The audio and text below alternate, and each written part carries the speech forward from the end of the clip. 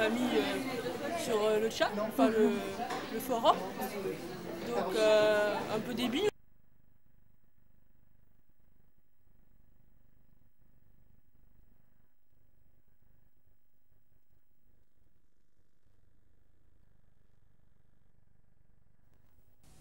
C'est Bolavillon pour le chat, ou Yves Nooré sur LGI. Voilà, je poste des posts un peu inintéressants pour pas me faire reconnaître au cas où, hein, puisque j'ai mis mon nom de famille sur le chat, enfin le forum. Donc un peu débile hein, la fille qui met son nom de famille comme pseudo. Mais bon, hein, tant qu'à faire, hein. Ah, voilà, donc maintenant je vais donner le nom de mon chat, mon étage, la ville où j'habite et le nom de mes frères et sœurs. Comme ça vous saurez tout sur moi. Ça va aller c'est comme fini. ça. Voilà. On passe à Jenny, allez hop. Bonjour. Moi je ne sais pas parler. D'accord. Je sais pas parler. Non, j'aime pas. Que Jean-Paul II, ça se voit non quand même. Jean-Paul II, exactement. Voilà. Fan d'X-Files également. Ta papa mobile, elle est garée où? Derrière l'hôpital. D'accord. Donc le clone en fait.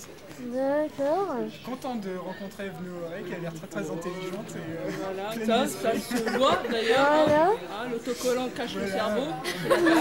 Peut-être que c'est le cerveau. Allez, Daisy. Non, moi, pas non plus ça. Si toi tu t'appelles Anne-Marie Daisy. Non, moi je suis Daisy. Daisy, d'accord. C'est ma grande Daisy. Alors à côté en face, qui est devant ma caméra. Voilà, il y a tous ceux qui Voilà, passent. donc Voilà, moi je suis Daisy et puis bah c'est tout. Et ton vrai prénom c'est Anne. Ouais, c'est où ton truc bleu là c'est Étoile. Bonjour. Quel est votre pseudo, votre nom? Vous êtes Moi, je sur suis le... Claudie, je fais partie de l'association de la neurofibromatose. D'accord, bonjour. Voilà, la coccinelle, la coccinelle. Ok, Voyez. d'accord, très bien. Tous les ans, nous venons parce que l'ambiance est formidable ici. Ah bah ouais, Ah hein. ouais, on vit avec les jeunes, c'est vraiment bien. Ah voilà, c'est bien que tu fais partie Alors à de l'année ça. prochaine. Ouais. Et là, c'est la fille, je suppose? Oui, voilà, ma La petite fille. Bonjour, comment tu t'appelles? Comment? Lila. D'accord. Et voilà, on est parti. Voilà, le jeudi, c'est moi, la vieille Edouine.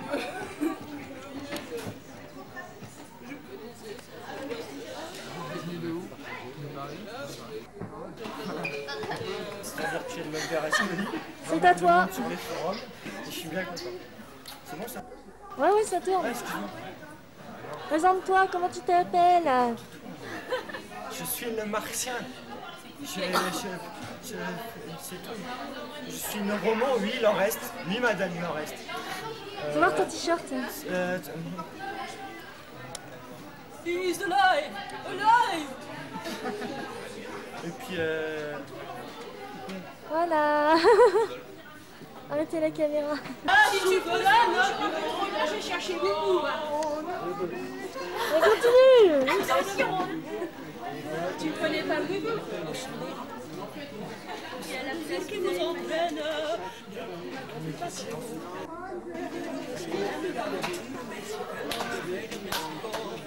Mexico, Mexico. bordel. Ah putain, Le l'enculé. soleil qui chante, le temps paraît trop court pour les hauts bonheurs de chanter. Mexico, Mexico. Les femmes sont ardentes, et tu seras toujours le paradis de cœur et de l'amour.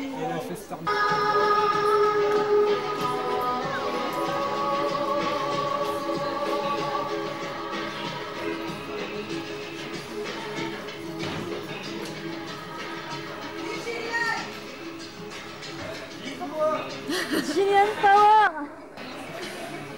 Vive Annie Cordy.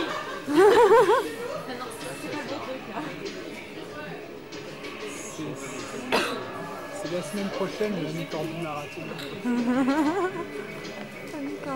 3 mai, ouais. Ah ouais? C'est nous 3 mai, pas Boston. Ah ouais. Attends, moi si je sortais, je vais toujours vous lui parler. Moi j'ai vachement peur de tuer quelqu'un. Moi il s'était prendre sur la tête, c'est pas grave. Ah, grave, ouais. En même temps, je sais pas lancer là, je préviens.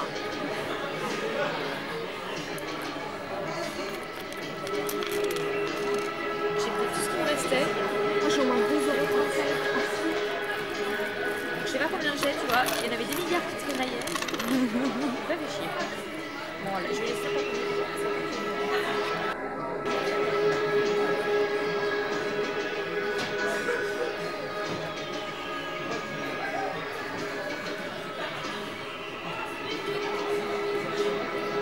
Je vais avoir une larme aux yeux.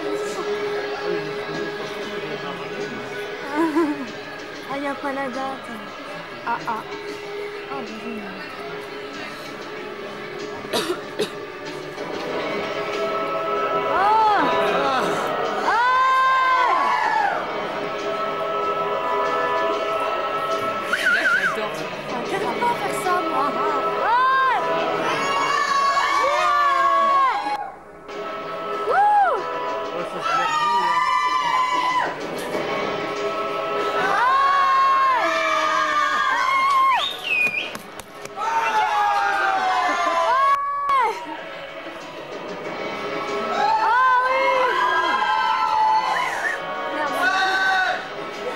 tu m'apprendras à le faire. Ouais, sans problème. Parce que moi, j'arrive pas.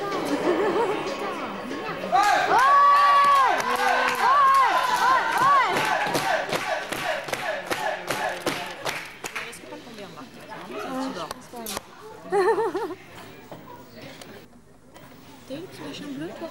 Non, pas encore, j'ai pas payé encore. Mais je vais prendre.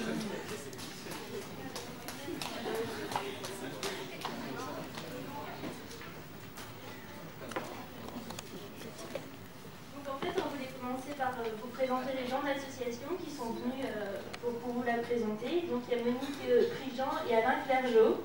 Bravo.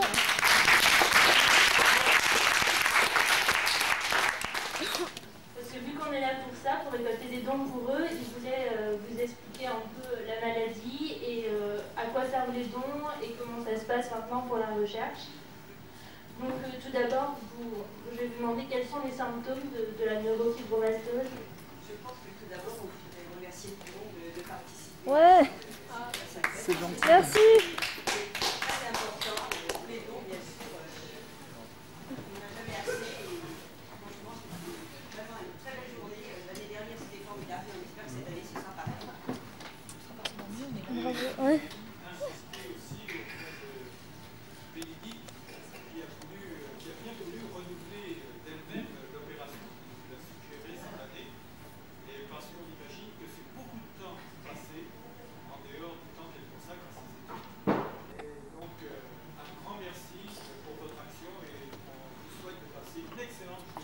Ah oui. Merci.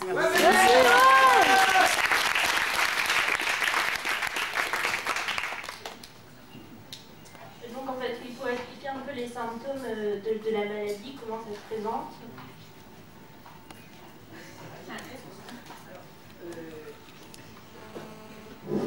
Ouais, ça marche. Bon. Les symptômes de la maladie, ce sont tout d'abord des taches café au lait. Il en faut au moins 6, avec une dimension de 0,5 cm au moins. Pour dire, on peut évaluer à ce moment-là qu'on a la neurofibromatose. Il y a aussi les neurofibromes sur la peau, bien sûr. Il y a les lentigines, c'est-à-dire ce sont des petits grains de beauté sous les aisselles. Il y a les nodules de Leach, c'est-à-dire ce sont des petits nodules de l'iris. Bon, mais on peut avoir la neurofibromatose sans avoir de nodules de Leach. Ce sont des signes, tous ces signes-là font penser à la neurofibromatose. Et combien de personnes sont touchées en France? Il y a une personne sur 3 000 naissances. Il y a environ 25 000 personnes en France. Donc on dit que c'est une maladie rare, mais elle n'est pas si rare que ça. Et elle est juste à la limite pour figurer parmi les maladies rares. Et vers quel âge se développe la maladie? La maladie, on l'a malheureusement à la naissance, puisque c'est une maladie génétique. Il y a des enfants qui, dès leur naissance, pratiquement sont très atteints. Sinon, en règle générale, ça se développe plus au moment de la puberté, au moment des grossesses, etc. Et par rapport aux enfants qui en sont atteints, quelles sont en fait, les conséquences pour la scolarité? Est-ce que ça influe sur leur scolarité, sur leur développement? Les enfants qui naissent avec la neurofibromatose naissent avec une intelligence normale, mais ils ont des problèmes d'adaptation, ils n'arrivent pas à se concentrer beaucoup et ça donne évidemment des gros problèmes. Mais sinon, en règle générale, ils sont d'une intelligence normale. Donc souvent, il faut voir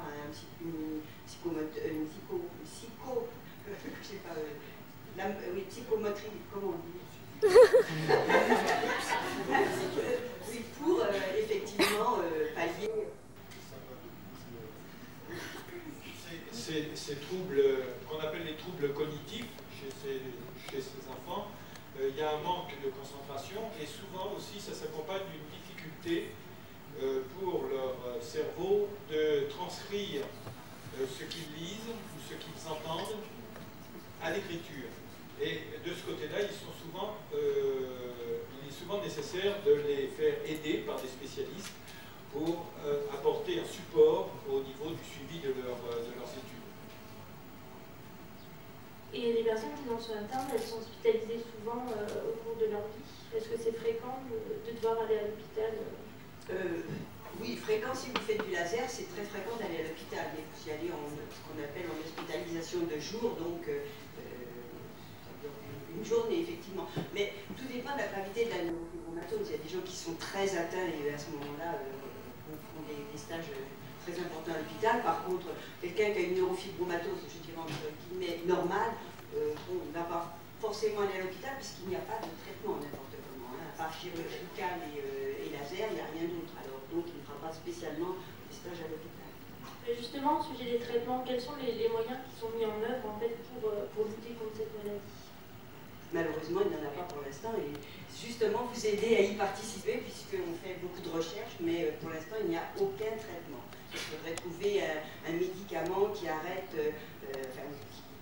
qui diminue, comment dirais-je, tous ces neurofibromes, mais pour l'instant on n'a pas trouvé de médicament qui puisse stopper cette chose-là. Donc pour l'instant il n'y a aucun traitement, à part, je vous dis, quand il y a de très gros neurofibromes plexiformes, bien sûr on les retire par chirurgie, et puis les neurofibromes épidermiques, on les enlève par laser, etc. Et donc au quotidien, il y a beaucoup de souffrance certainement d'avoir... Oui, il y a de la souffrance physique et beaucoup de souffrance morale parce que il y a malheureusement des gens qui sont très atteints, qui ont des neurofibromes sur tout le corps, et je vous assure que le regard des autres c'est très difficile à supporter, vraiment très difficile. Finalement, dès l'instant où vous n'êtes pas comme tout le monde, on vous regarde et les gens ont beaucoup de mal à le supporter. Et la recherche, on est où maintenant? La recherche avec les médecins, est-ce que ça avance avec les progrès actuels? Je vais laisser parler à Alain parce que... Alors, en ce qui concerne la recherche, nous sommes une association de maladies rares. C'est suffisamment important dès qu'on parle de médecine pour que ça ne soit pas laissé entre les mains de profanes, et nous sommes épaulés par un conseil scientifique. C'est d'ailleurs une obligation qui nous est faite en tant qu'association de maladies d'avoir un conseil scientifique. Et nous avons la chance, puisque le conseil scientifique est composé de 10 médecins, d'avoir 2 médecins dans ce conseil. Le président de ce conseil scientifique, qui est le docteur Pierre Wolkenstein, qui s'occupe particulièrement de la NF1, qui est la plus courante de cette maladie neurofibromatose, et le docteur Calamarides, qui lui est plus spécialisé en tant que neurochirurgien sur la NF2, qui est une extrapolation encore plus rare, si vous voulez, des neurofibromatoses. Et les recherches sont donc effectuées sous leur responsabilité ou sous leur impulsion, et il faut dire que c'est une grande chance pour tous les gens qui en sont atteints et pour les malades en général, c'est que sur le plan médical, les équipes internationales de recherche dans les différents laboratoires communiquent énormément entre elles, quel que soit leur pays de recherche, leur pays d'origine, et particulièrement, évidemment, on va parler des États-Unis, puisque, comme dans bien d'autres domaines, ils sont souvent à la pointe de cette recherche, et il y a des communications, des échanges des visites également sur place dans les laboratoires américains de ces médecins. Nous avons au mois de juin 2003, il y a le congrès mondial de la neurofibromatose qui va se passer à Houston, je crois, aux États-Unis, et d'ores et déjà sont désignés des gens qui vont, les médecins français qui sont spécialistes de la neurofibromatose, qui vont aller là-bas. Donc pour l'instant, nous avons des équipes qui travaillent de droite et de gauche, mais il y a une telle interpénétration d'une maladie rare à une autre, il faut dire, et tout le monde connaît le Téléthon avec l'AFM, et les recherches qu'ils ont pu financer sur le plan génétique, si vous voulez, ont fait qu'on s'est aperçu de beaucoup de symptômes qui étaient communs à plusieurs maladies rares. Donc c'est extrêmement important qu'il y ait cette communication entre les différentes équipes de recherche, de façon à ce qu'il n'y ait pas de doublons, et que nous, associations qui sommes à la source des financements, nous ne financions pas des affaires dont on va s'apercevoir après coup qu'il y a une autre équipe qui est dans un pays à côté qui fait la même chose. Donc il y a une grosse organisation au niveau des réseaux médicaux pour essayer de tout concentrer sur une bonne efficacité de recherche. Voilà. Merci. Et je voudrais en venir aux dons, en fait. Donc, les dons qui ont été faits l'année dernière au Scully Marathon 2002 et qui sont faits dans les autres pays, à quoi ça vous sert concrètement? Qu'est-ce que vous en faites? Alors, les dons qui nous sont faits, voilà. Alors, en ce qui concerne notre association française, neurofibromatose, le produit des cotisations de nos entre 950 et 1000 adhérents permet à l'association de couvrir ses frais généraux de fonctionnement. Nous n'avons pas de salariés, nous ne sommes que des bénévoles, mais bien sûr, nous avons les déplacements, nous avons les publications, nous avons tout un tas de choses qui génèrent des frais généraux, et le montant des cotisations versées chaque année par nos adhérents couvre ces frais généraux. Ce qui fait que nous n'avons pas à nous compliquer, à nous torturer l'esprit. En principe, les dons qui nous sont faits de l'extérieur, manifestations telles que la vôtre, est systématiquement ou gardé en provision ou versé pour des laboratoires de recherche. Alors nous avons actuellement commencé dans un laboratoire de l'hôpital Saint-Louis des études sur des recherches sur les animaux. Et c'est important de le dire parce que il y a d'abord les recherches théoriques des médecins. Ça va du médecin généraliste, hein, qui lui fait des études statistiques sur sa clientèle. Toutes ces informations remontent à des équipes de chercheurs qui s'interrogent, qui sont souvent des généticiens. Et puis après, si vous voulez, toutes ces informations remontent.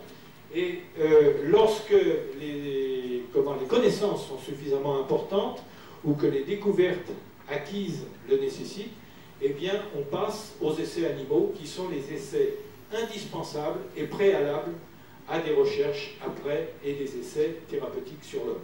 Donc pour l'instant, nous n'en sommes qu'aux essais sur les animaux, en l'occurrence les souris. D'accord, on a accroché à une porte le détail de tous les dons, enfin, des dépenses que l'on a fait. Vous pouvez le lire, parce que c'est fastidieux de vous lire des chiffres et des chiffres. Donc tout est inscrit. Ah bon, d'accord.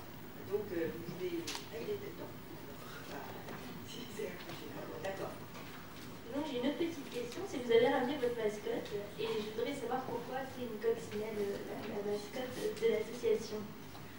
Parce que d'abord, la coccinelle, elle a des taches. Donc effectivement, étant donné que c'est un premier symptôme de la maladie, et puis en plus, c'est une bête de joie, elle porte bonheur, donc on n'a pas voulu considérer que la maladie c'était triste, et on pense que d'avoir une coccinelle, ça porte bonheur, et on espère que le fait qu'on ait un porte-bonheur, ça effectivement on trouvera quelque chose pour soigner notre maladie. Je vous remercie beaucoup pour tout. Merci.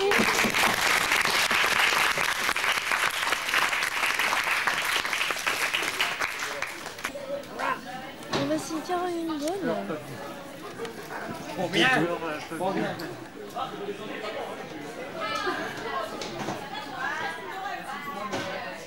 était là. Caroline. J'ai tout acheté en fait. C'est merveilleux. Elle prend l'apparence, elle commence à ressortir. Ah non,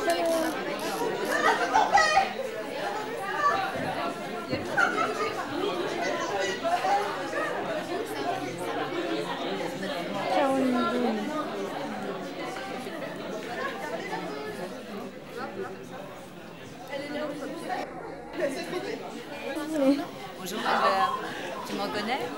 C'est moi Scully. Ouais, ce serait...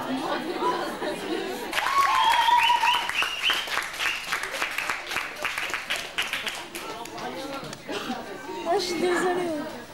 J'ai pas l'habitude d'avoir mes petites fantasies parfois au théâtre.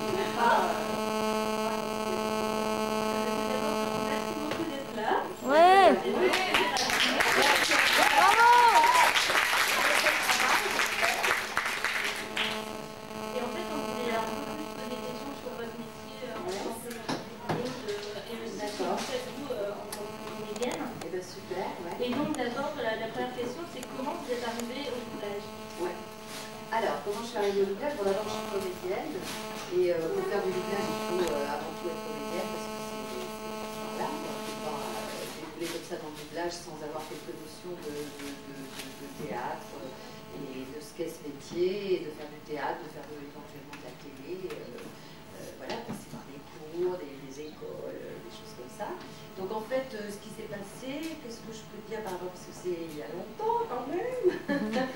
Mais je suis passée, bon, je faisais de la télé, je faisais du théâtre, enfin, j'ai commencé par le théâtre, j'ai fait du théâtre, du café-théâtre, et puis au gré des rencontres comme ça, un jour je me suis retrouvée dans un studio, parce que c'est vrai qu'avant de faire du doublage, on fait parfois de la post-synchronisation, je ne sais pas si vous avez entendu parler, c'est des acteurs qui tournent dans les films et puis qui se doublent eux-mêmes quand il y a eu un problème technique de son ou des choses comme ça.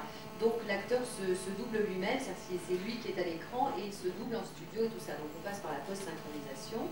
Et bon, je me suis trouvée dans un studio comme ça pour me doubler moi-même. Et il arrive donc après, les gens vous repèrent, vous entendent, vous disent bah, tiens, est-ce que tu ferais pas un peu de doublage et tout ça. Donc je me suis retrouvée sur un plateau de doublage. Et au départ, moi j'ai commencé le doublage en faisant du dessin animé. C'est une super école de dessin animé parce que c'est vrai que le doublage est quand même très particulier, il faut être synchrone, c'est-à-dire qu'il faut suivre les lèvres des acteurs et tout, c'est un peu particulier, un peu difficile même. Et puis le dessin animé, ça permet d'avoir plus de liberté, c'est-à-dire que bon, comme les petits personnages, les bouches ne sont pas toujours très synchrones et tout, donc on commence à travailler.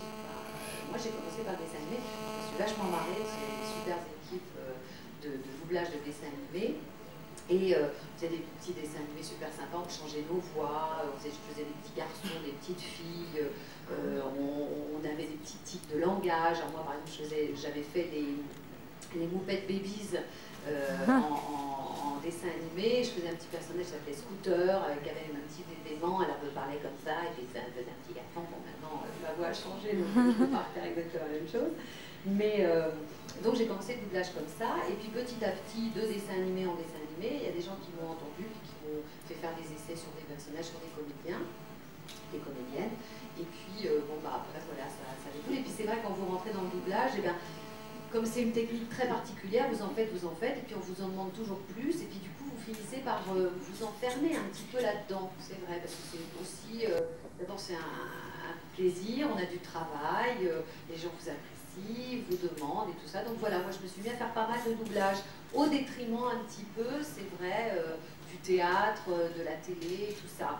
Mais bon, ça m'a pas manqué. Mais c'est vrai que là maintenant, depuis que j'ai arrêté Scully et X-Files, où j'ai pris vachement de plaisir, où ça m'a vachement plu de doubler cette série-là, bon, le travail, le métier se transforme un petit peu, ça devient difficile.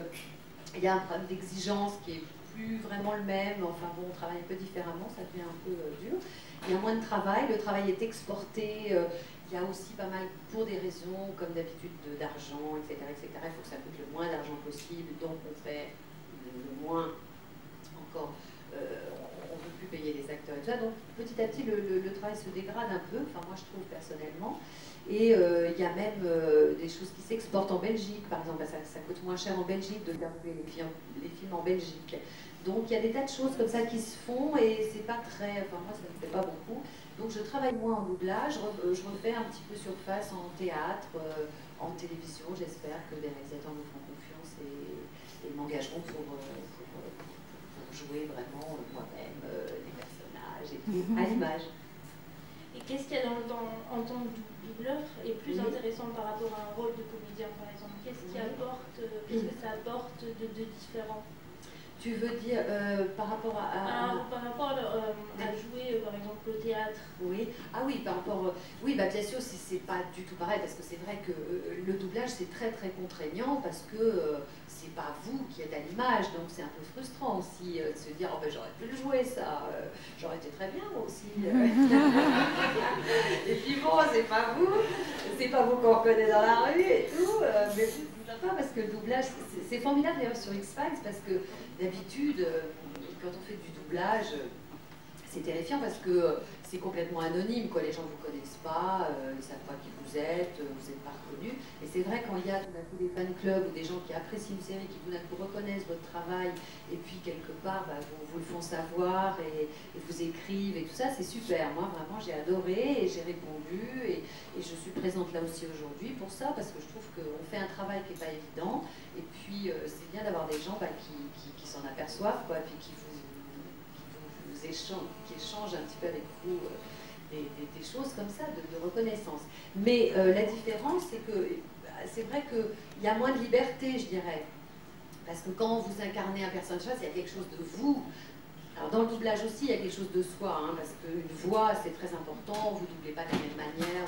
Mais il y a aussi ce qu'imprime l'acteur à l'image. Par exemple, Gillian Anderson, moi dès que je l'ai vue et tout ça, j'ai joué d'une certaine manière, qui n'est pas la même pour une autre comédienne que je pourrais doubler. Bon, elle a, je sais pas, elle a dégagé des choses qui ont fait que j'ai eu envie de la doubler comme je l'ai faite. Et quand on entend d'autres choses, je fais pas du Gillian Anderson, je fais pas du Caroline Beaune, ma voix change, se transforme. Bon, mais c'est vrai qu'au théâtre, c'est très différent, on a plus de liberté quand même s'il y a un metteur en scène qui vous dit vous faites ça, vous vous mettez là, vous dites ça comme ça. Malgré tout, c'est quand même vous-même. Vous n'êtes pas obligé de vous cacher derrière un autre comédien. C'est vrai que le doublage, il y a quand même quelque chose de cet ordre, c'est que c'est pas vraiment soi-même, on se réfugie derrière une voix. Bon, il y a des choses comme ça. Et la télévision, bah, c'est un peu pareil, quoi. C'est vous qui êtes à l'image, sauf que la télévision, bon, le cinéma c'est différent. Moi, j'ai pas fait beaucoup de cinéma. J'en ai fait un tout petit peu il y a très longtemps, mais j'ai fait peu de choses et des petites choses.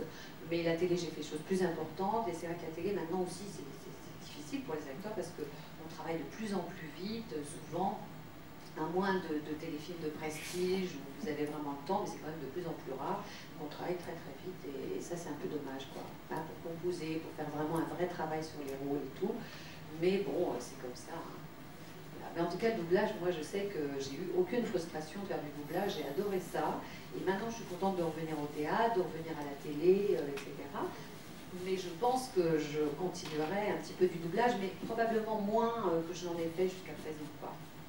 Et est-ce qu'il y a un acteur en particulier que vous auriez aimé, que vous aimeriez doubler oh là là là là là. C'est pas... Oh là là là là.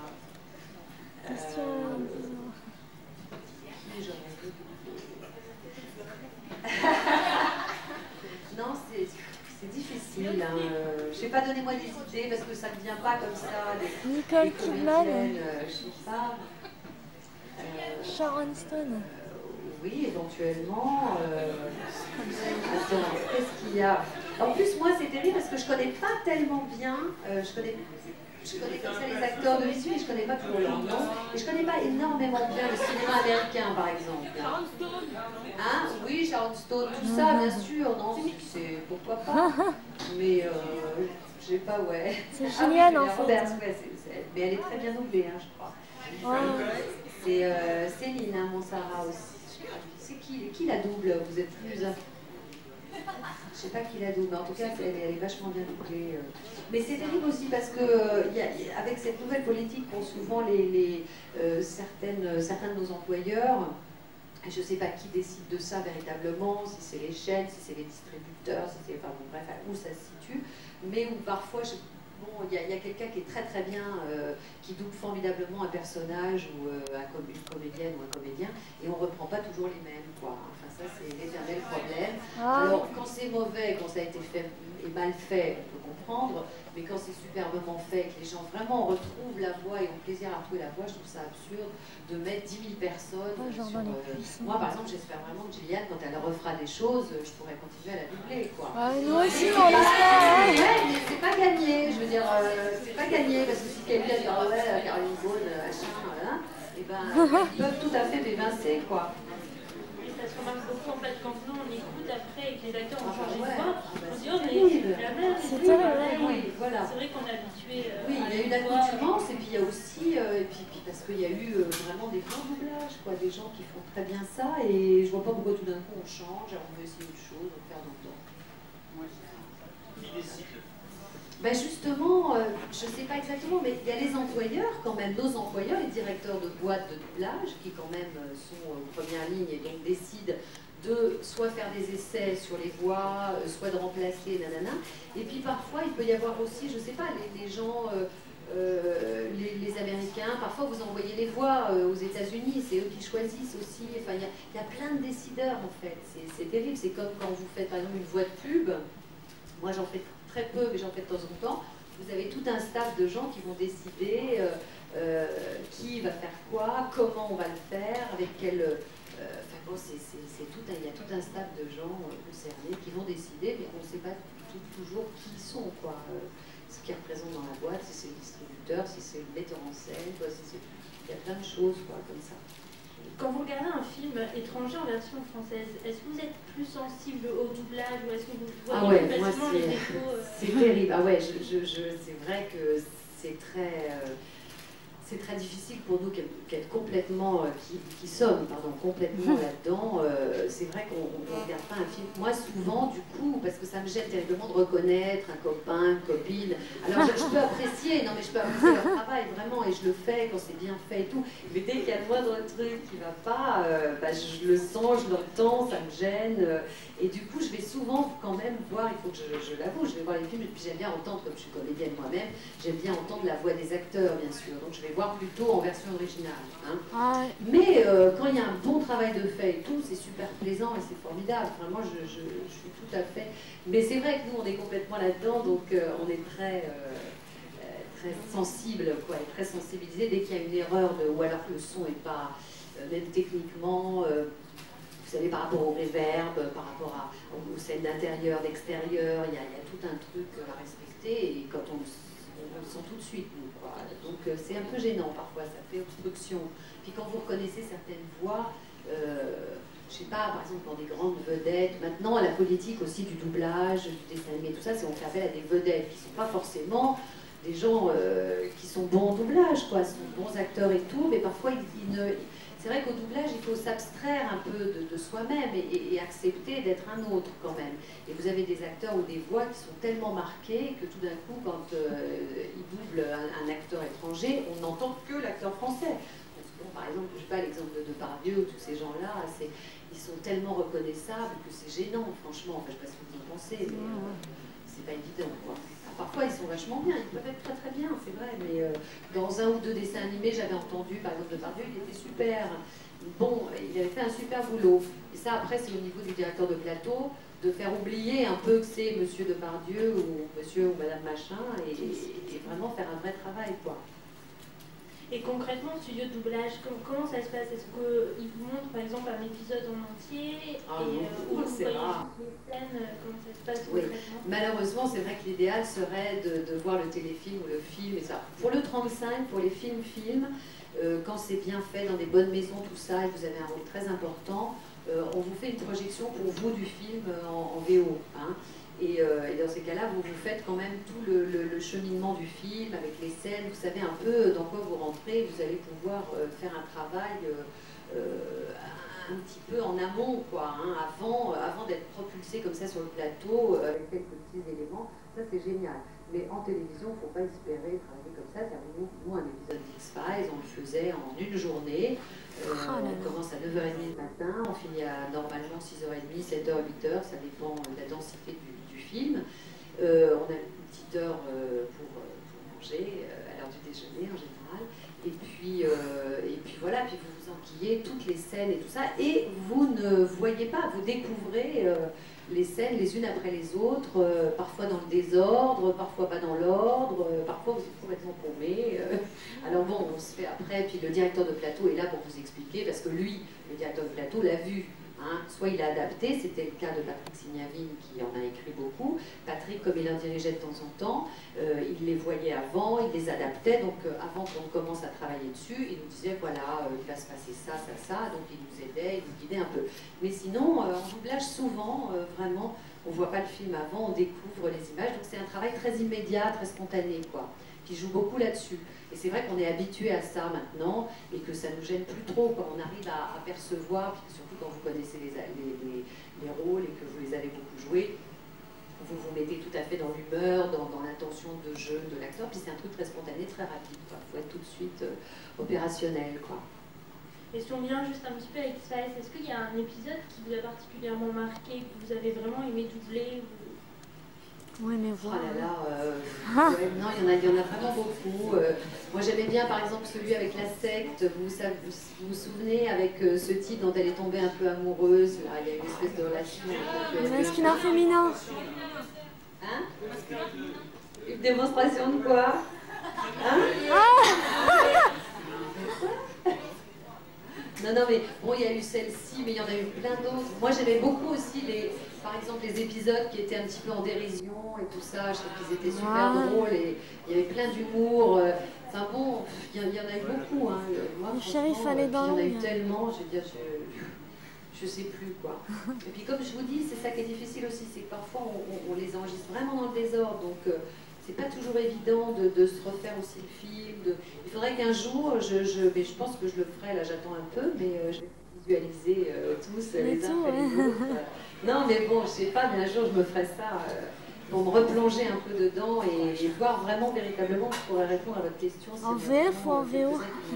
Marqué plus que d'autres, quoi. Et vous êtes un peu nostalgique, vous avez fait quand même ça pendant 9 ans, et le rôle de Scully, est-ce que vous êtes nostalgique par rapport à ça, parce que c'est fini Ouais, mais moi je suis quelqu'un, bon, j'aime bien aller de l'avant et tout, j'aime bien pas rester trop sur les... Mais c'est vrai que moi j'ai eu beaucoup de plaisir, en plus on était une équipe super sympa, on s'est très bien entendu avec Georges, avec les directeurs de plateau, ils ont un peu changé, ça n'a pas toujours été les mêmes, mais quand même, il y a eu un des directeurs de plateau que j'aimais beaucoup, qui s'appelait Mario, qui malheureusement est mort. Et ça nous a fait beaucoup de peine parce qu'il en a vraiment enregistré beaucoup avec nous. Et ça a été assez dur. Ouais. Parce que quand il a fallu reprendre le travail avec un autre chef de plateau, tout ça, c'était pas évident. Mais Mario Santini s'appelait. Et donc, mais en même temps, vraiment, c'est une comédienne, moi, qui m'a pas mal fascinée, quoi. J'aime beaucoup la doubler. Donc c'est vrai qu'il y a des moments, ça me manque un peu, puis de retrouver cette ambiance-là.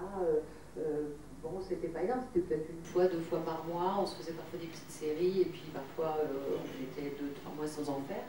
Mais ouais, il y a de temps en temps un petit peu de regret, mais bon, en même temps, bon, bah, je fais d'autres choses, et puis il faut avancer, quoi. Et vous avez déjà rencontré Gillian Anderson? Ben non, malheureusement. Non, je sais que Georges a rencontré les Coveney. Il a eu l'opportunité de le faire parce qu'il venait à Paris tourner un truc, tout ça, ça s'est présenté. Mais non, alors je lui ai fait parvenir par mes petites copines là, une lettre. Je pense qu'elle l'a eue. Elle ne m'a pas répondu, mais peut-être qu'un jour elle le fera. En tout cas, je l'invitais. Je lui disais, si vous passez sur Paris, je vais laisser mes coordonnées, appelez-moi, on se rencontre. Je vous inviterai à dîner. Il y a 100 personnes. Mais bon, j'aimerais bien rencontrer cette femme, hein, parce que vraiment, elle a l'air super, quoi. Enfin, moi, j'ai eu beaucoup de plaisir à la doubler. Ouais. Ah ouais, ça m'étonne pas. Mais est-ce que vous avez vu le film qu'elle a tourné chez Les Heureux du Monde? Ouais. Vraiment génial, vraiment génial. Et là, j'ai eu vachement de plaisir, justement, elle a doublé là-dedans. C'était totalement autre chose, hein. C'était pas Scully, quoi. Et c'était vraiment super, quoi. Elle est magnifique et elle fait des choses, elle a un registre d'une diversité incroyable, quoi. Aussi bien dans le drame, dans la comédie, c'est formidable, quoi. Non, non, c'est une super actrice, hein. Vraiment, moi j'ai eu plaisir à la doubler. Est-ce que des gens vous ont déjà fait la remarque en vous disant mais je connais cette voix, c'est la voix de Scully ou... Oui, ça m'est arrivé. Mais bon, dans des contextes un petit peu, je me rappelle en fin de soirée comme ça, mais un peu autour d'X-Files quand même, j'étais à côté de quelqu'un, puis je parlais avec d'autres gens, puis tout d'un coup, effectivement, il y a quelqu'un qui s'est tourné vers moi, il s'est dit attendez, vous êtes qui? Vous êtes... Bon, il y a eu ça. Les yeux dans la rue, quand je parle comme ça, c'est quand même assez rare que les gens, s'ils n'ont pas vu X-Files juste avant ou quoi. Et il y a des trucs assez marrants aussi. Je me rappelle une ou deux fois m'être trouvée dans des dîners avec des gens un petit peu connus dans le milieu du cinéma et tout, des attachés de presse, des gens qui côtoient les grands acteurs français, tout ça. Et puis je me rappelle un dîner comme ça, et puis à un moment donné, quelqu'un a dit, parce que moi en général je ne me vante pas de ce genre de choses, moi je fais mon truc dans mon coin et je ne suis pas vraiment... dire ouais je fais machin, hein.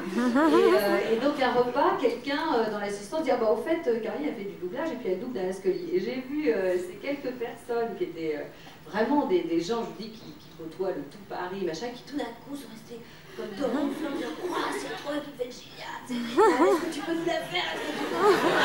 Alors c'était trop drôle, quoi. C'était marrant, je me suis dit ah bon, c'est marrant, quoi, parce que c'est vrai que bon. On se dit, et moi-même, je me dis, je ne suis que la voix de Gillian Anderson, mais c'est vrai que bon, c'est important aussi, quoi. On pourrait foirer aussi complètement ça, et puis c'est vrai, enfin, je pense, j'espère, et vous êtes là pour en témoigner, qu'on a fait du bon boulot, et que, hein, et que donc, c'est plaisant, quoi. Et maintenant, vous faites quoi en ce moment? Vous êtes au théâtre?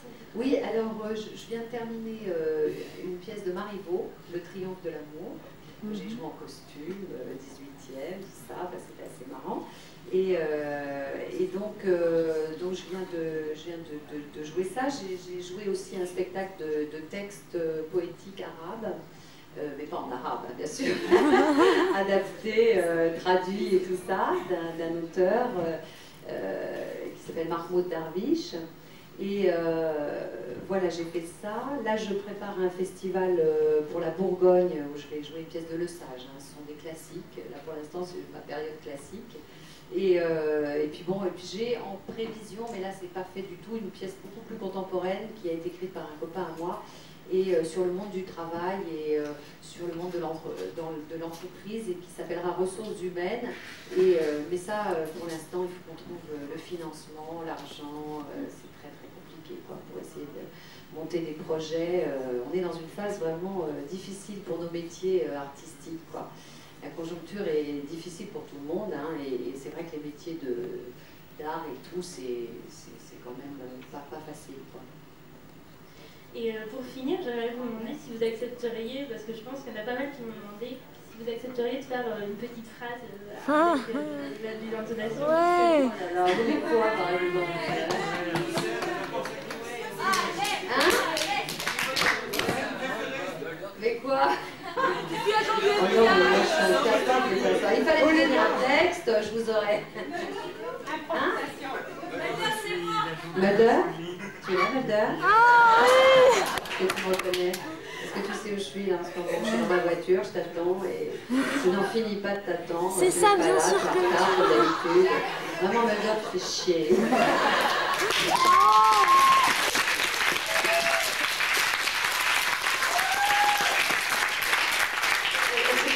Probablement pas eu le droit de dire qu'il fait chier parce qu'ils sont très sur les... C'est fou, hein, les doublages et tout ça. Ouais, il y aurait eu un petit bip. Hein?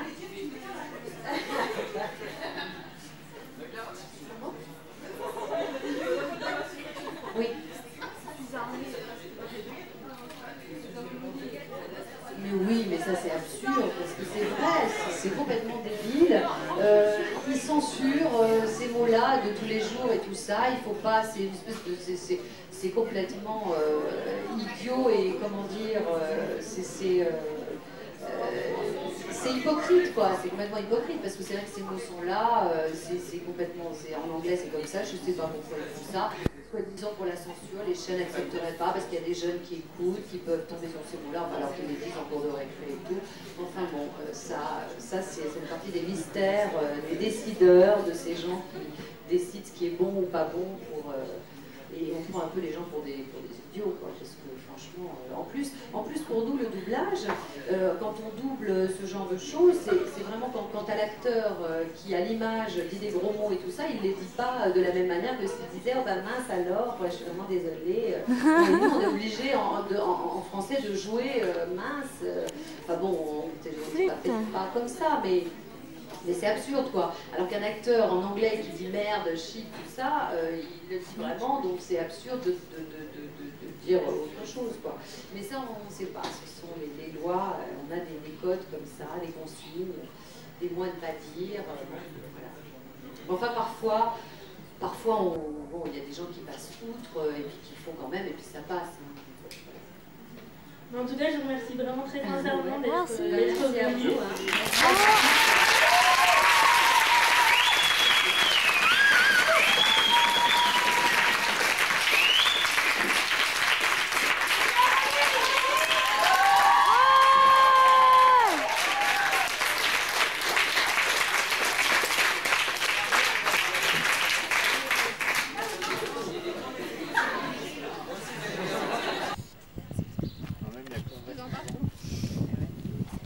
Ah non.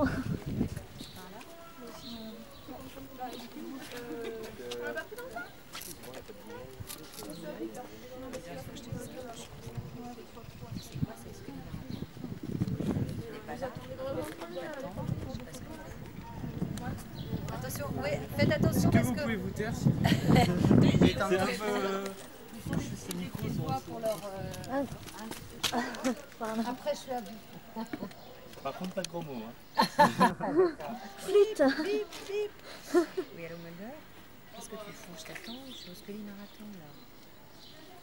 Écoute Mulder, je sais pas ce que tu fais, je sais pas si tu dors ou quoi, mais on t'attend là, on t'attend au Scully Marathon à l'hôpital Brousset. Qu'est-ce que tu fous? Dépêche-toi.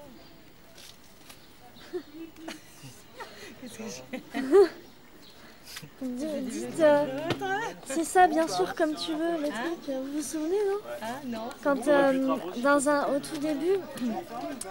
au tout début de la série, il y avait un épisode où ils s'engueulaient tous les deux, âme damnée, je sais pas si vous vous souvenez.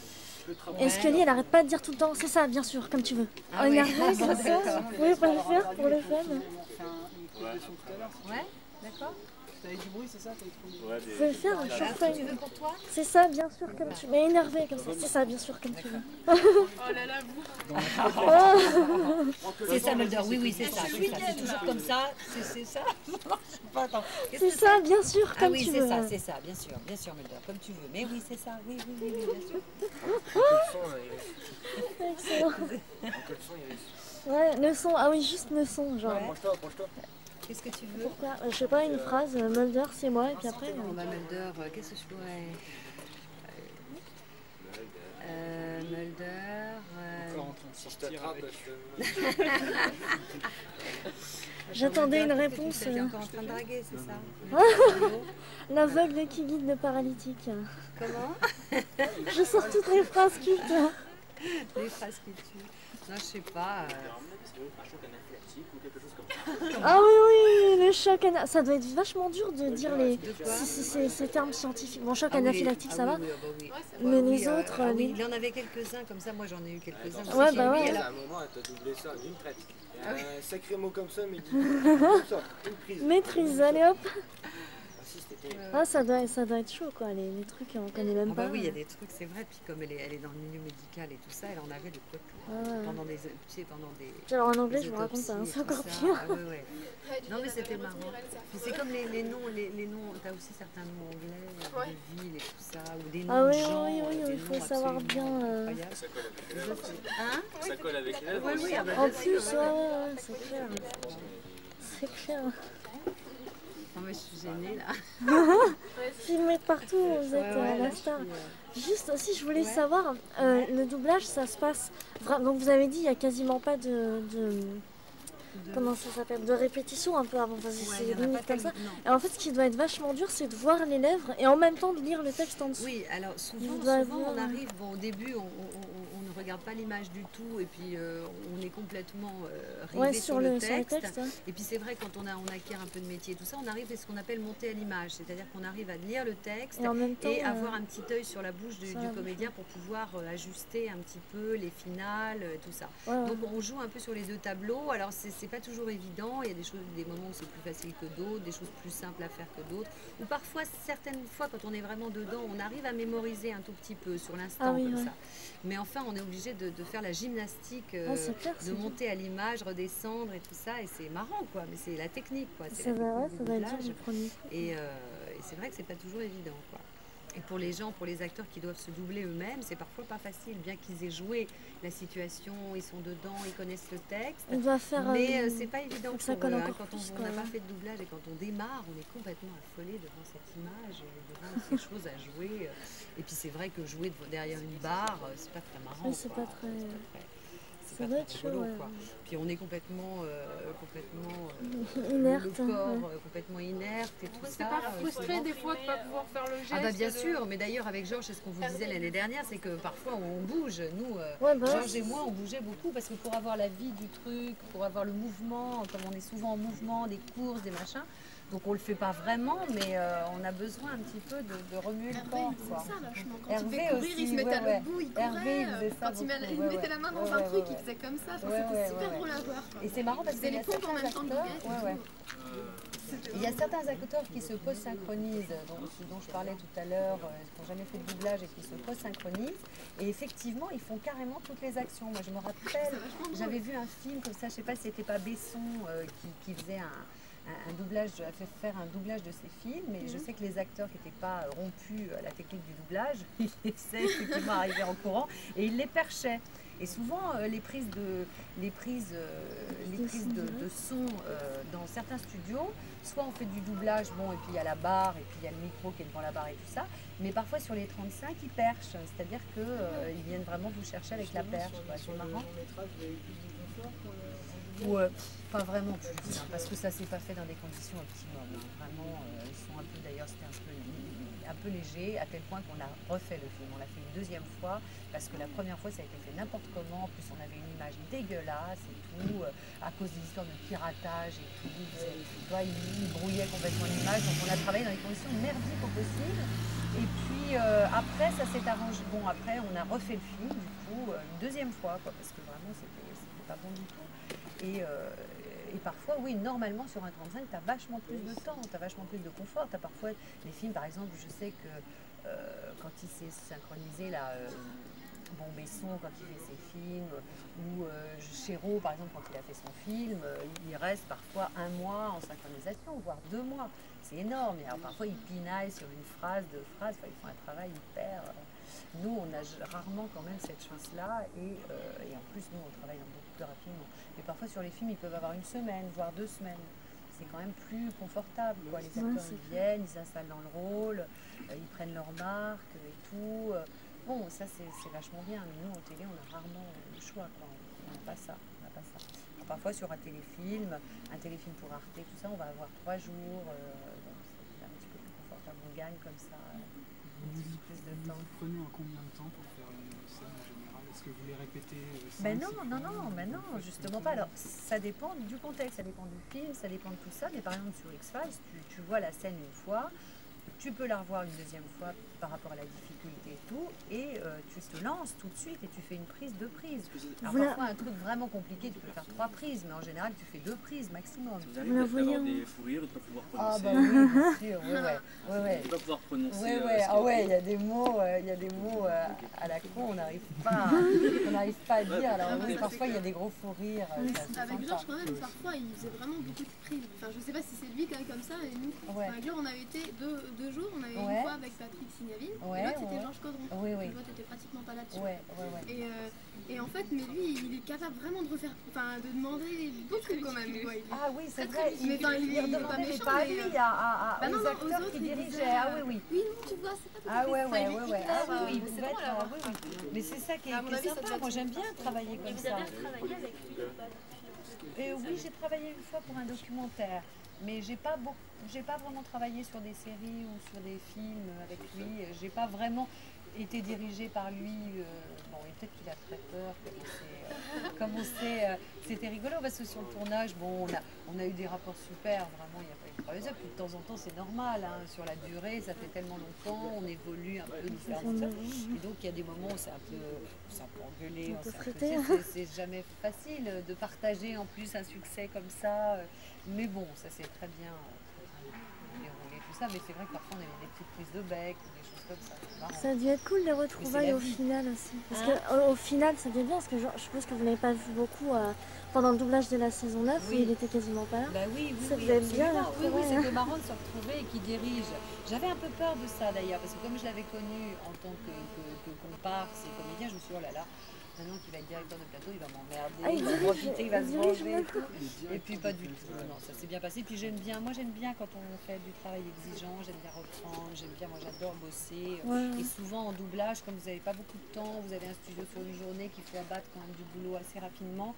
Souvent les gens ne sont pas toujours très très exigeants et moi j'aime bien reprendre.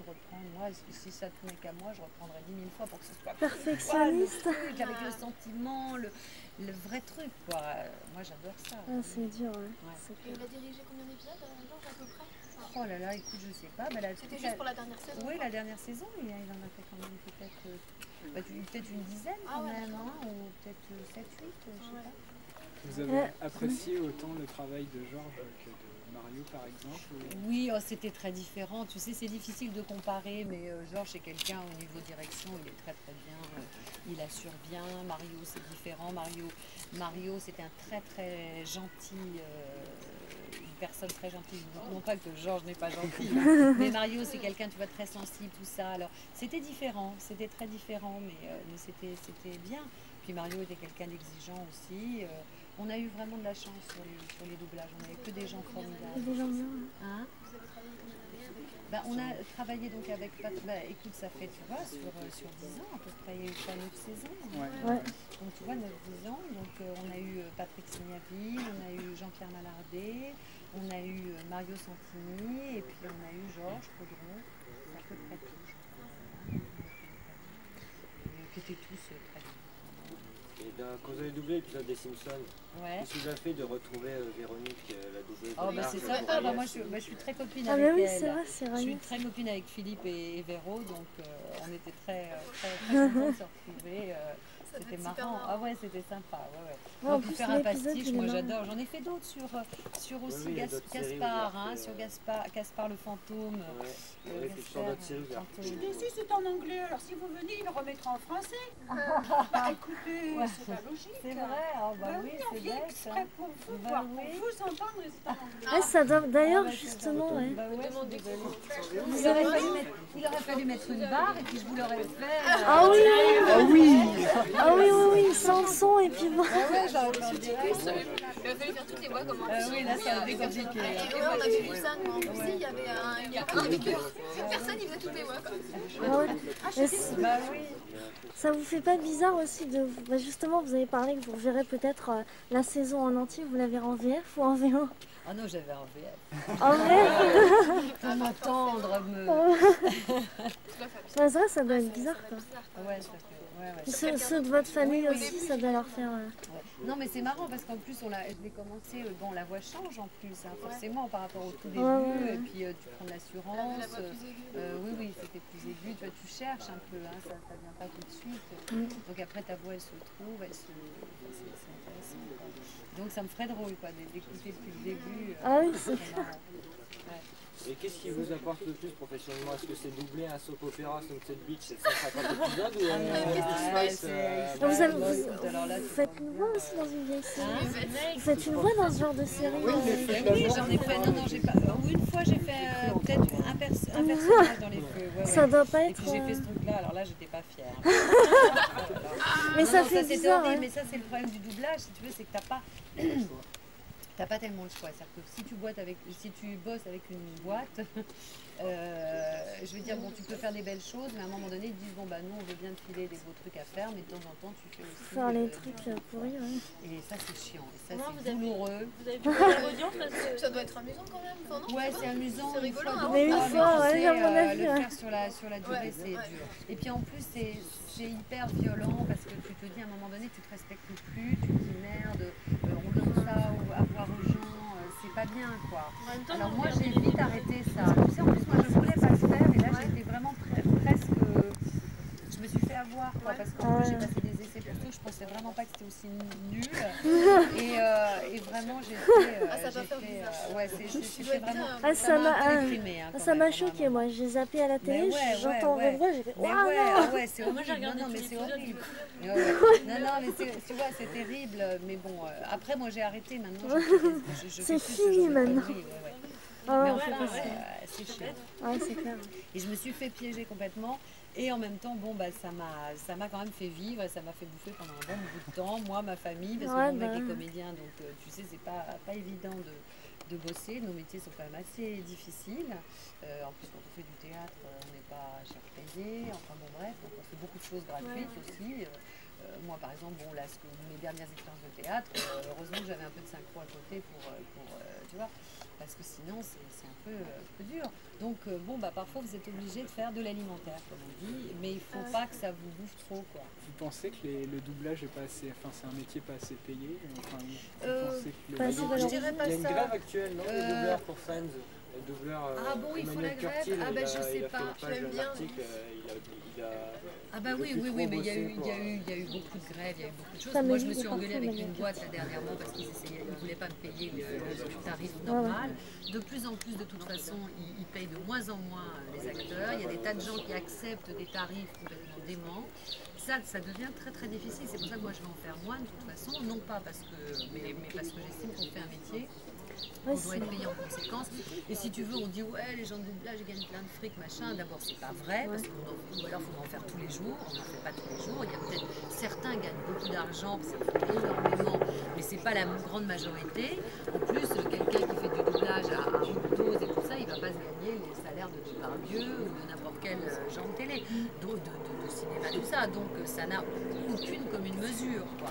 Donc j'estime, non, moi je dirais pas qu'on est surpayé, au contraire, on est payé normalement et on est même un peu en dessous. Vous êtes bien tombé quand même, 200 épisodes pour X-Files. 202, ouais. Bah oui, mais en même temps, tu sais, oui, j'ai eu quand même 9 ans de boulot, mais tu sais, en même temps, c'est quoi? T'as une journée de doublage pour un épisode, ça fait 20 jours dans un an. Alors tu vois, 20 jours, c'est pas non plus, ça me ferait pas bouffer. Si j'avais fait que ça, j'aurais pas mangé tous les jours. Faire breveter sa voix. Ouais. Donc voilà quoi. Ouais. Vous avez rencontré Emmanuel Curti aussi? Il fait beaucoup de voix, 100 millions de voix. Il fait des voix partout, des pubs. Énormément. Ah oui, c'est un grand. C'est la voix de tout le monde. J'aime bien sa voix lui aussi. Disons que il est très habile, il bouge beaucoup et tout. Ouais. Ah, c'est bon? Ouais, mon avis. Vous conseillez, j'ai envie de faire du doublage comme ça. Qu'est-ce que vous me conseillez, faire du théâtre ou Ah bah ouais. Ah bon? Tu continues tes études à la fac? C'est un métier quand même. Ouais, t'es obligé de faire du théâtre. Ouais, c'est pas un métier tout seul quoi. On peut pas... Bah ouais, mais bon, alors tu fais imitateur. Oui, tu peux faire imitateur, mais bon. C'est le fils caché de Lecoq. Bien caché. C'est pas caché? Ah merde. Non mais parce qu'on pensait là faire imiter plusieurs voix, il y a un mec qui était on a tout essayé l'autre fois et il fait plein de voix différentes et c'est très rigolo, mais il a fait genre le Muppet Show, des trucs comme ça. Et je suis incapable de me souvenir comment il s'appelle. C'est un gros monsieur avec des grosses lunettes carrées et tout. Oui, celui qui a fait beaucoup de Disney, là, comment il s'appelle, c'est très connu. Il y a un mec de doublage qui fait plein de Ouais, voix. il fait plein. Ah, oui, voilà. Carrel, ouais. Voilà, exact. Il est excellent, j'ai trouvé ça drôle. Il est incroyable, ouais, Carrel. Et c'est un mec vachement sympa en plus, il est très sympa. Il y a eu qui, bah tu sais, il y en a eu beaucoup. Michel Roux qui a fait beaucoup de doublage à un moment donné, mais il a fait plus du tout. J'ai croisé l'Arpo de Hernandez, ouais. J'ai mangé. Bon, t'as fini de te la péter là? Moi. Ouais, il y a pas mal de... Il y a Sauvion qui fait Colombo, Serge Sauvion. Oh, il ne fait que ça d'ailleurs. Hein? J'aime pas comme il le fait. Ah non, tu l'aimes pas? Non, il a... Bah maintenant, il s'est fait il a un rapport abîmé, on le voit. Ah ouais, t'as raison, Oh mais lui, quand même, enfin Colombo, on l'identifie vachement avec sa voix oui, française. bah, Enfin, ça je sais c'est pas, sûr. génial. Mais d'ailleurs, il n'a pas pu faire tellement beaucoup d'autres choses, il était très catalogué, ouais. Oh mais il a quand même beaucoup de boulot avec ça. Parce qu'on était invité dans plein d'émissions et tout ça. Ouais. C'est mieux rentrer dans le personnage. Ah ouais. Ah oui, Il avait absolument. une ressemblance physique en plus. Oui, tout à fait. Et d'ailleurs, il a joué au théâtre, il a fait un truc au théâtre où il a fait vraiment, de cet acteur qui est formidable, qui fait Colombo. Voilà. Et il a fait un peu à la manière d'eux, effectivement, même au théâtre. Il y avait une identification. Ouais, incroyable. Et c'est marrant parce qu'il y a des acteurs, justement, en doublage, qui s'identifient complètement, quoi. C'est rigolo. C'est dément, quoi. C'est vrai quand on sait que Véronique fait Reyes et Marge. Ça j'ai pas cru moi. Ouais. Hein? Il me l'a dit, j'ai fait quoi? Ah ouais, t'avais pas reconnu? Non, pas du On tout. se connaît pas du tout, non. Mais c'était marrant quand elle l'avait pas nous le faire. On va faire ça. Elle doit situer Ouais, la gorge. Ouais. C'est comme Philippe Pétieux qui fait Homer. Ouais. Voix normale. Ah oui, quand t'entends Philippe. Dès qu'il fait Homer. Ah ouais, c'est Mais en plus, je incroyable. crois qu'il y a aussi Bart, c'est une fille qui fait la voix de Bart. Ah bon, ouais. Je crois. Ah ouais. Il me semble. Bon, on peut me mettre au théâtre alors. Eh oui. Et puis tu sais, il faut trouver une bonne école de théâtre. Il n'y en a pas des masses, des bonnes écoles. Hein? Vous êtes combien au Devine Brothers? Je sais pas. Oh là là, mais c'est énorme. Parce que entre les comédiens, les techniciens, les gens qui travaillent, qui gravitent dans les bureaux et tout, c'est énorme. C'est une grosse boîte, grosse maison. C'est une des plus grosses boîtes d'ailleurs avec la Sophie de doublage. Ah bah oui, tout le temps. Ça, je saurais pas te dire, il y en a plein. Il y a des grosses boîtes, il y a 3-4 grosses boîtes, et puis il y en a plein de petites qui sont faites autour, et il y en a énormément. Énormément, et puis il y a beaucoup de travail qui part, donc comme je vous disais, paraît-il en Belgique, parce qu'ils sont beaucoup moins chers. Alors de temps en temps, ils prennent une voix, ils font déplacer quelqu'un. Qui, tu vois, un comédien français qui défraie et qui paye là-bas normalement, et puis à côté il y a des comédiens belges, paraît-il, moi j'y suis jamais allée, mais qui paraît-il... Ouais, c'est vrai? Et tu as entendu parler de ça ou pas? Parce que je sais pas, il y a beaucoup de doublages. Mais alors tu sais, oui, mais alors il y a justement une grosse... En Belgique. Mais il paraît, si tu veux, qu'en plus, tu vois, ils sont vraiment pas cher payés, donc le boulot se barre là-bas pour que... Hein? Ouais. Et donc, voilà. Et donc, si tu veux, ils sont très peu payés. Alors, du coup, bon, ça fait beaucoup de mal au doublage français. Hein? Ah bah non, bien sûr. C'est pas une question, tu vois, d'être doué ou pas, mais question d'argent, voilà. Et c'est comme les délocalisations maintenant quand on va tourner en Roumanie, à Lisbonne, machin, nanana. Maintenant, ça leur coûte beaucoup moins cher. Et du coup, on se retrouve dans des décors qui sont censés être le vieux Paris, le vieux machin. Et c'est pareil, parce qu'ils payent la figuration vachement moins cher, les techniciens, Et c'est de plus en plus ça. Bah, vous allez probablement connaître ça un jour ou l'autre. Toi, tu seras, ouais, bah justement. Tu seras peut-être tu iras en Tunisie, tout ça. Bah, c'est sympa, écoute, moi j'aimerais bien aller tourner de temps en temps dans ces pays-là. Moi, c'est pas... Au contraire, je trouve ça génial. Mais ce qui est terrible, c'est que tu as plein maintenant de coprod et tout ça. Et ils vont tourner en Roumanie, en machin, avec des gens qui qui sous-payent, qui payent. Alors bien sûr pour ces pays-là c'est génial, et tant mieux pour ces pays-là, hein, vraiment, parce que ça les fait vivre, hein, et heureusement.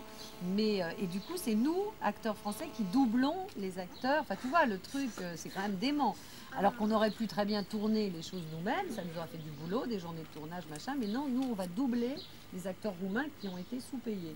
C'est quand même une logique assez démentielle. Mais de plus en plus c'est ça, quoi. Vous pensez que c'est un phénomène purement européen ou Ah non, non, c'est pas qu'européen. Ah bah, je sais pas. Non, c'est pas. Japon, les doubleurs, ils sont une consécration plus ou moins. Japon à fond. C'est vrai. Oui, mais parce que. Deux dessins animés. Mais oui, mais il y a énormément de dessins animés au Japon. C'est vrai que c'est une. Ouais, certainement. Non, mais si tu veux, je sais pas si c'est européen. Bah, cela dit, c'est pas tellement américain de toute façon, puisque les Américains ils ne doublent pas leurs films. Eux, ils le refont. Parce que eux, ils refont carrément le remake, le machin, ils doublent pas. Empire. Vraiment, ils adaptent, ils prennent le truc et puis ils font ça à leur sauce. Voilà. Donc eux, il n'y a pas de doublage. Dans les autres pays, je ne sais pas trop. Non, je pense que c'est peut-être beaucoup européen finalement qui viennent de doublage. Hein, parce que à cause d'une grande communauté comme ça. Mais grâce aux dessins animés japonais, il y a des doubleurs qui sont devenus des vrais stars en France. Ouais. Par exemple, il y a des voix qui reviennent souvent. Dans Dragon Ball ou Chevalier du Zodiac, il y a des... Et c'est qui? On connaît les voix et tu sais qui c'est? Non, je connais pas les noms, mais il y en a un qui fait beaucoup de voix. Je sais pas si tu connais un peu, il fait la voix de Stellar, Vegeta et... Ah ouais. Voilà, mais c'est toujours... Mais il y a des super films, hein, les dessins animés. Moi j'adore ce que fait Miyazaki là. Comment tu dis, hein? Oh, formidable, c'est génial. Vraiment, ce cinéma-là, c'est fabuleux. Voyage de Chihiro. Le château dans le ciel. Oui, Gillian Anderson, elle a doublé dans Princesse Mononoke, elle a doublé la voix de la louve. Ah bon, c'est vrai? Bah tu vois, c'est con, ils auraient pu me demander. Bah ouais, c'est mais elle changeait sa voix, on la reconnaît. Ah non, non, elle était transformée, je crois. Ah, c'était un petit peu robotisée. Ah bon, bah c'est pour ça alors. Non, là, on la reconnaît bien quand même. Ah ouais. Ils auraient pu transformer la voix, je trouve. Bah ouais, voilà, pareil. C'est vrai, tu vois là, c'est con, mais bon. Ouais. Pour terminer en beauté, ouais. Une photo. Ah tiens, le martien avec le t-shirt comme ça fera... Ah ça c'était pas vraiment... Ah bah ouais, vous êtes shipper ou neuromo, vous savez pas ce que ça veut dire? Oui, bah, parce que vos copines là-haut, quand même, hein. Faut expliquer. Oui, non, mais c'est assez... Les shippers, c'est assez... bon, je vais pas la répéter. c'est un combat entre... Vos copines, entre guillemets, en fait, bon, elles sont... Gillian shipper. Explique Thomas. Gillian, ça veut dire... Attention, les là, je leur ai dit, quand vous avez parlé de Gillian, de sa carrière, j'ai dit, ouais, sa carrière est foutue en rigolant. Bon, jeter des regards, on jetait les pièces. Ah bon? Alors bon, dans ce tipeur... Ils jettent des pièces. Ouais, et tu gagnes de l'argent. Le tipeur, en fait, pour la relation... Pour la relation Mulder et Scully, bien... Ils sont à moins d'un mètre. Alors, est-ce que vous êtes... Et Noromo, c'est l'inverse. Voilà. Les Noromo, ils veulent pas de romance, ils veulent pas de... Donc voilà. Les Noromo, ils aiment bien les... Et comment vous les appelez? Mais non, les Noromo pour No Romance en fait. Alors, No Romance, ça vient de No Romance. C'est une chip. Les shippers, shipper power. Alors, Vous êtes tôt ou quoi? vous êtes shipper ou neuromo? Allez. Non, mais parce qu'en fait, il y a ça en fait dans l'histoire, c'est qu'il y en a qui sont pour. Les non-dits, ils croient, ouais, il faut qu'ils aillent plus loin. En fait, dans ils sont figés quoi. bon, il y a un bébé et tout, j'étais tout content. Après, les neuromo, ils sont... Non, mais moi, écoute, Il y a plein de batailles de c'est ça en fait. C'est que vous êtes shipper. Il y a des batailles de classe et de forums, c'est ça qui est... Je suis neuromo. Non, mais c'est complètement... c'est marrant. La plupart d'entre nous, on est quand même plus... Enfin, je sais pas, on n'est pas tous catalogués quelque part. Enfin, je sais pas. Ça, c'est le catalogage quelqu'un. Oui, bah oui, c'est absurde. Non, mais surtout qu'en plus, X-Files, dans la manière dont on a été... Ouais, ça c'était bien. C'est Thomas qui c'est très ouvert, quoi. Il y a pas de... L'épisode 1 pour y jouer au baseball. Ah oui, tu l'as bien en main, mon Bordeaux. Ouais. D'ailleurs, c'était l'intérêt, parce que moi, mon premier chacun interprété de façon Thomas, ton t-shirt, ça prouve que tu comptes le catalogage. En vrai, c'était pas plus désagréable. Non mais les tipeurs, Donc du coup il a un beau t-shirt. Mais non, on va te faire... Les tipeurs, elles sont pour un couple, mais un couple dans une série, c'est ça qui fait l'osmose de la série. Donc s'ils se mettent ensemble, ça tue toute l'osmose d'une série. Arrête avec ta théorie, tu veux que je ressorte la mienne? Ils se mettent ensemble, ça tue les séries. Non, mais tu veux que je te ressorte la mienne? C'est comme dans la vie de toute façon. Oui, bah c'est ça, c'est bien, la chasse c'est bien, mais dès qu'on en a fini, on la veut plus.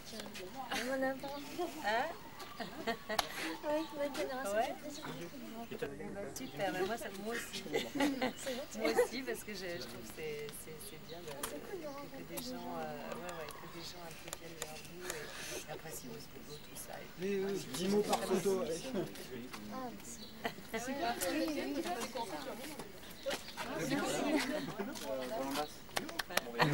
Vous direz bonjour à Georges. Ah ouais, et vous allez l'engueuler. Ça se barre vite, non? Non, non, non. Mais par contre, il faut que tu fasses gaffe à la date. T'évites ta machine à laver, quoi. Parce que tu sais, il y a des trucs qui C'est s'incrustent parti en Chine ces dedans, derniers mais jours. Je sais pas comment ça s'appelle, je sais pas où en trouver, quoi. Ça, en fait, c'est un truc collé. Il y a des trucs qui s'incrustent, tu sais, qui feraient comme ça, quoi. C'est le transfert, ouais. C'est du transfert. Ça aussi? Transfert, ouais, ça c'est du transfert. Et pourtant, ça passe à la lessive. Ouais, c'est un truc un peu différent, mais... Transfert... Je voulais faire ça pour... En tout cas, en tant que particulier, tu as quelque chose. Je voulais faire ça pour une copine et du coup, je l'ai pas eu.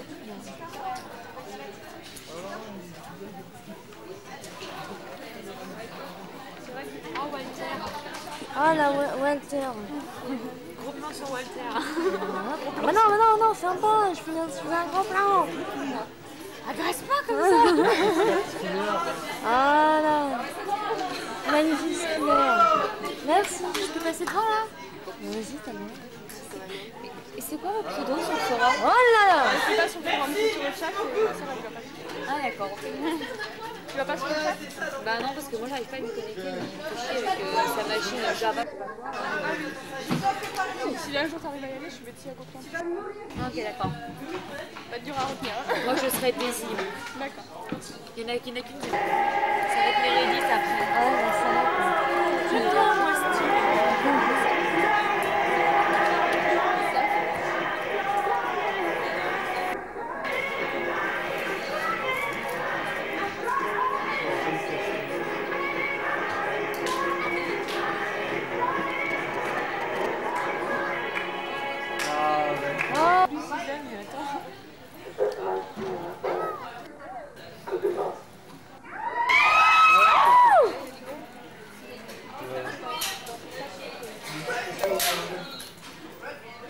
Et la bière. Pas de la bière. Take my family, they only have one bite. Even the one of them, believe me. You'll call me if anything happens. Immediately. I'll be there. Oh, and 11:30, 6790, Steve Rose late night sports talk radio show.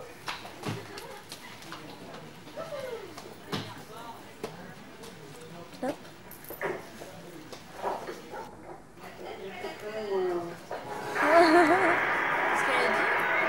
Dans la VF, elle dit je ne raterai ça pour rien au monde. Ah oui!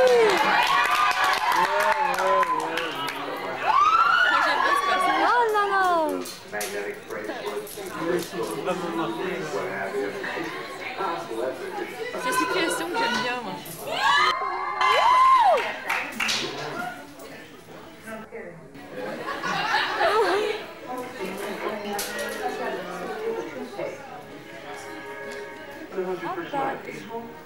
I was wondering when we just moved up and fell asleep like little baby cats. Am I right on anyone? Is that Goopy Head?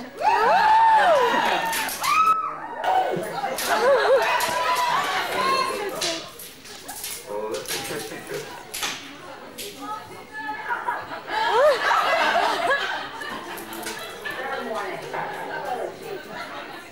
Dropping more pictures? Well, if we ever go undercover again, I get to choose a man. Oh, attends, ce qui t'amuse, c'est de jouer à papa et la maman. Ah oui, ah oui. Ah! Je sais bien, c'est comme ça, chez les mecs, pour obtenir l'autorisation, pour mettre Ouais, le basket. Ils sont côte à côte et ils se tiennent la Ah, il y main. avait comme ça. Les gars dans la gueule! Ah!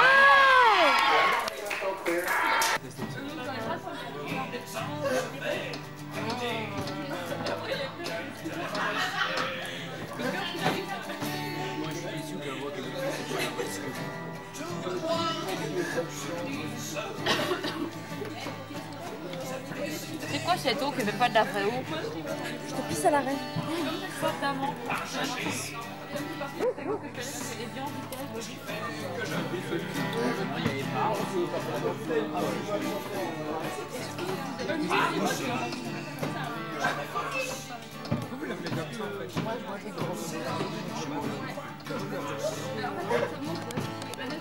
J'ai la chance de revenir une fois d'eau de la terre. C'est moi où l'eau est bleue.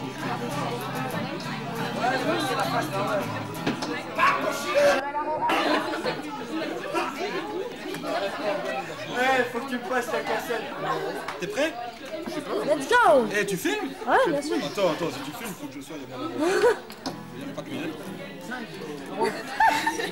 Aujourd'hui, tout est noir.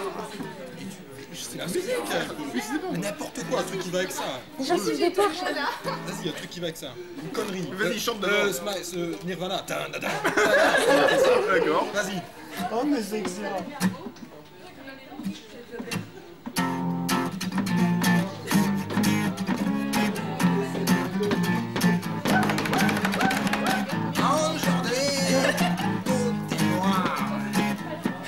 De même jusqu'à ce soir, et pourtant je l'ai vu, tout est changé, rien n'est prévu. Ami ou ennemi, tout est fini. Comment le prendre? Donc je me fous Cabral. J'ai raté, bah ouais c'est foutu là, il est coupé. Hein.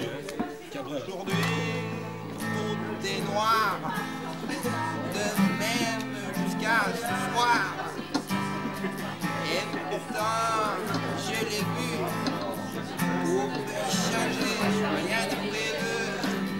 Ami ou ennemi, tout est fini. Comment le prendre sans le méprendre? Putain, c'est bien frère. Alors, attends. C'est le mec, un groupe. Je n'ai pas dû attendre. Attends, je n'ai pas C'est super. Il faut que tu me parles de FBI Story, toi. C'est nul. Je sais pas de quoi vous parlez. FBI Story, parlement. Oui, alors FBI Story a commencé, je pense. C'est celle-là qui est Béatrice, c'est celle-là, ouais. En mai 2012, je crois. Bah, si tu le dis. En fait, je faisais ça tous les jours.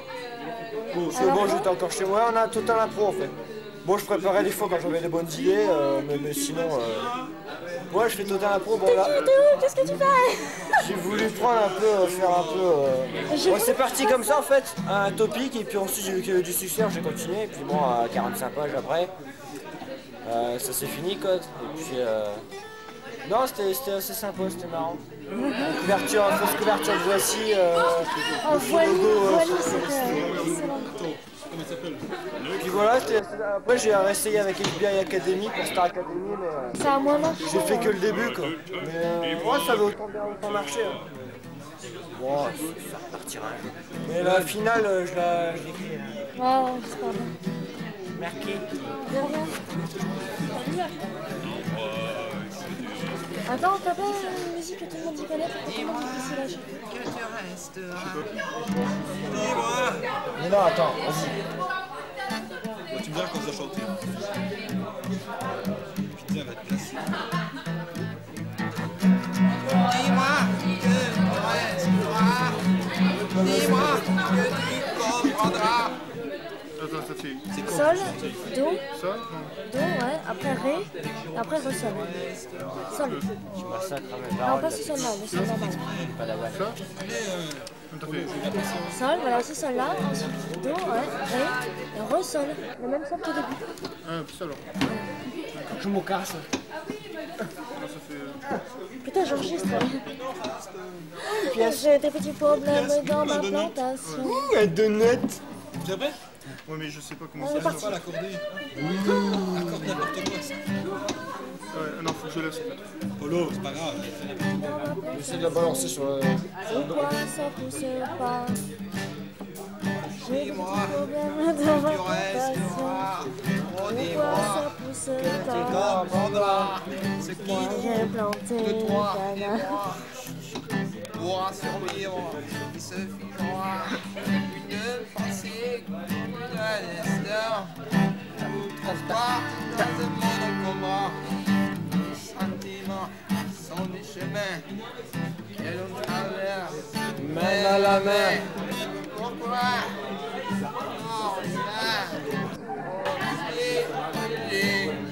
Ah oui, non mais là tu m'as trouvé un air qui est pas mal. Non, Ouais, aujourd'hui. Des mêmes escales ce soir. Pourtant, il est beau. Tout peut changer. Rien n'est prévu, ami. Mais tout est fini. Excellent. Comment le prendre? Oh non, excellent. Ça me m'étrangerait. Alors, repose en paix. Rien n'est à faire. Alors, à quoi ça sert? Parler ou bien se taire? Repose en paix. Vous m'avez connu un jour. J'étais perdu pour toujours. Que vais-je faire maintenant? Changer de vie, il est temps. Nous sommes perdus, cette vie est tombée. Un homme en moins, nous sommes témoins. Alors repose en paix, plus rien, c'est notre affaire. Alors à quoi ça sert? Parler ou bien se taire? Repose en paix. Alors repose en paix, plus rien n'est à faire. Alors à quoi ça sert? Parler ou bien se taire? Repose en paix. La vie est ainsi faite. Tout va mal dans ma tête. Et là se font sentir. Je vais m'en sortir. Alors, repose en paix. Rien n'est à faire. Alors, à quoi ça sert? Oh putain. Ou bien se taire. Repose en paix. Alors, repose en paix. Quoi? T'as raciste à la fin. Mais parce que ça fait rire. PAX. Bravo, on applaudit. Oh, bravo. Ah la vache. Merci.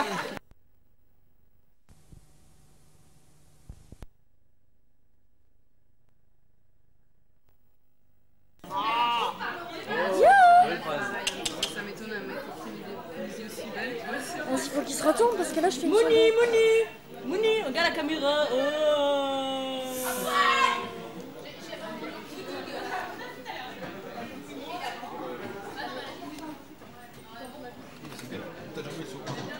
C'est de la vodka. Ouais.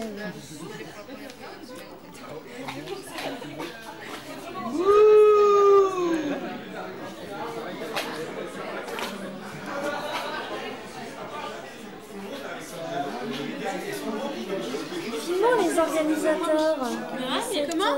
Filmons les organisateurs de ce merveilleux. Vas-y, présente-toi. Présente-toi. C'est Daneya. C'est moi. Je sais pas quoi dire du tout. Organisatrice du SN. Oh, mais ça va. Allez, on passe. Fondu enchaîné. Madame, elle filme, s'il te plaît. Ah, mais film pas en train de manger. Siana.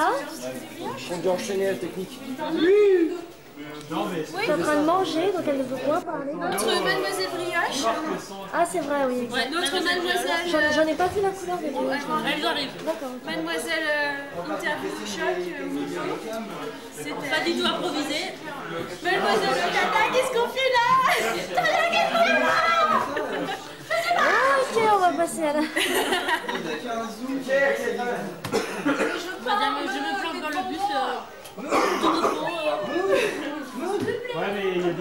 de qualité acceptable qui sont de cette taille-là, on va dire. Le revoilà toujours là. Oui, toujours fidèle. Tu arriveras peut-être à le dire un jour.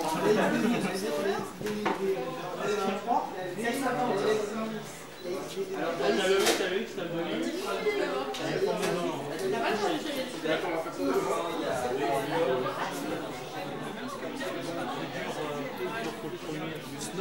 Présente mon futur mari. Comment t'appelles-tu? Je suis un carton. Sur la volée, je fais le Le prêtre ou prêtre. le rabbin, là, si vous voulez, pour vous unir. Alors voilà Daisy qui va être ma femme. Ça fait bizarre. Ma future. Et Crespo le prêtre ou le rabbin comme il veut. En vrai c'est David. Je suis ce que vous voulez. Mais moi, non, je ne me marie pas. Non non mais tu fais le prêtre. Très Je me bien. fais prononcer nos. N'aie pas peur, mais ça pas timide. Non, ouais, c'est vrai.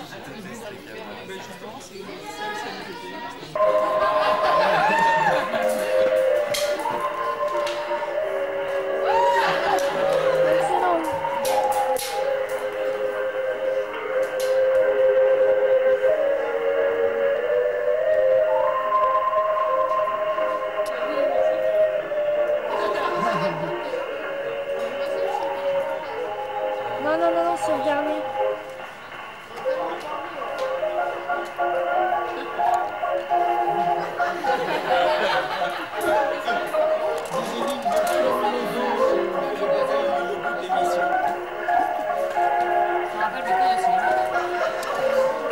Tu m'as mis ça?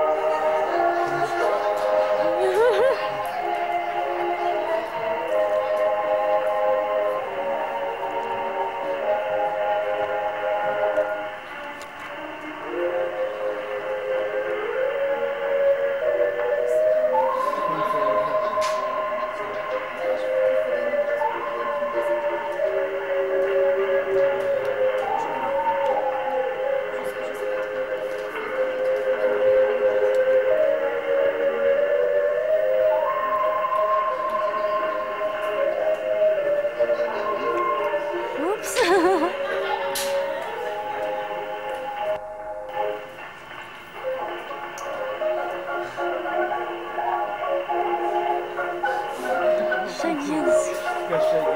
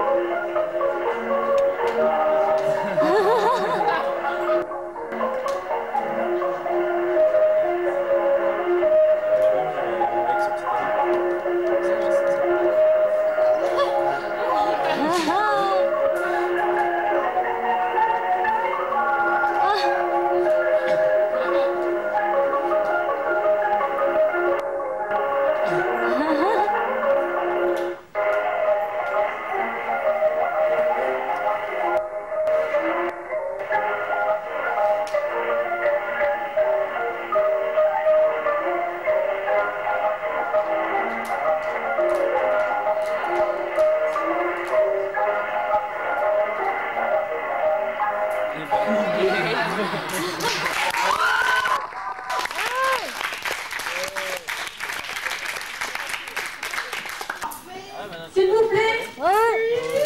Pour Béné, Hipipi. Hipipi.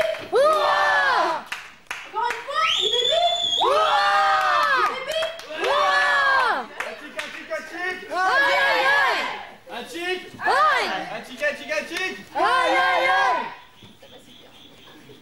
Mettez-vous tous au milieu, s'il vous plaît. Tous au milieu. Donc en passant, je précise que ceux qui entrent chez moi, il y a une partie qui va y aller tout de suite, là ceux qui sont fatigués vont partir tout de suite avec mon autre colocataire, et ceux qui veulent aider restent avec moi. Je sais pas si je suis elle. Ok. Si tu. Ah, qu'est-ce que tu vas faire sinon tu vas. Bah, genre chez moi. Comme là. J'avais dit. Non, bah, vous. Il y en a plein qui sont.